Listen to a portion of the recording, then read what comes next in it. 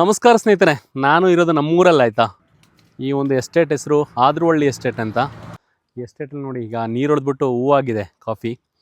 ನಿಮ್ಮೂರಲ್ಲಿ ಯಾವ ಎಸ್ಟೇಟ್ ಇದೆ, ಆ ಹೆಸರು ಇರುತ್ತಲ್ಲ ಎಸ್ಟೇಟ್ ಹೆಸರು, ಅದೊಂದು ಕಮೆಂಟ್ ಮಾಡಿ. ನನಗೆ 13,000 ಫಾಲೋವರ್ಸ್ ಇದ್ದಾರೆ. ಅವರು 13,000 ಫಾಲೋವರ್ಸಲ್ಲಿ ಮಲೆನಾಡವರೇ ಜಾಸ್ತಿ ಇರ್ತಾರೆ. ಒಂದೊಂದು ಊರಲ್ಲಿ ಒಂದೊಂದು ಹೆಸರುಗಳಿರುತ್ತೆ ಆ ಎಸ್ಟೇಟ್ಗಳಿಗೆ. ಒಂದು ಕರಡಿಬೆಟ್ಟ ಎಸ್ಟೇಟು, ಇಲ್ಲ ಆದ್ರವಳ್ಳಿ ಎಸ್ಟೇಟು, IBC ಎಸ್ಟೇಟ್ ಅಂತ. ಮತ್ತು ಆ ಕಡೆ ಕೊಡಗಿನ ಸೈಡಲ್ಲಿ ಹೋದರೆ ಬೇರೆ ಬೇರೆ ಹೆಸರುಗಳಿಂದ ಹೆಸರುಗಳಿರುತ್ತೆ. ತುಂಬ ಫೇಮಸ್ ಆಗಿರುತ್ತೆ ಹೆಸರುಗಳು. ಕಮೆಂಟ್ ಮಾಡಿ ತಿಳಿಸಿ, ನಿಮ್ಮ ಊರಿನ ಎಸ್ಟೇಟ್ ಯಾವ ಥರ ಇದೆ, ಏನು ಹೆಸರು ಅಂತ. ಡಿಫ್ರೆಂಟಾಗಿರಬೇಕು ಹೆಸರು, ಮತ್ತು ಊರು ಕೂಡ ಕಮೆಂಟ್ ಮಾಡಿ, ಚೆನ್ನಾಗಿರುತ್ತೆ ಆಯಿತಾ.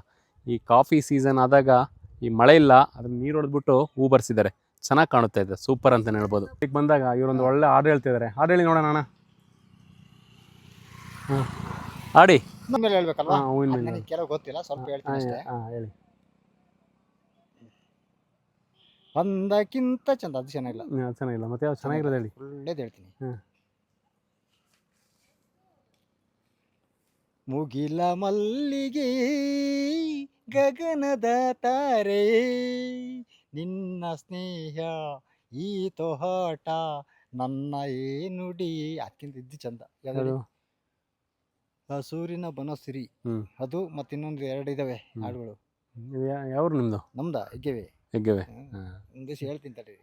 ಅಂಬಿಗ ನಾ ನಿನ್ನ ನಂಬಿದೆ, ಈ ಕಾಫಿ ತೋಟವನ್ನೇ ನಂಬಿದೆ.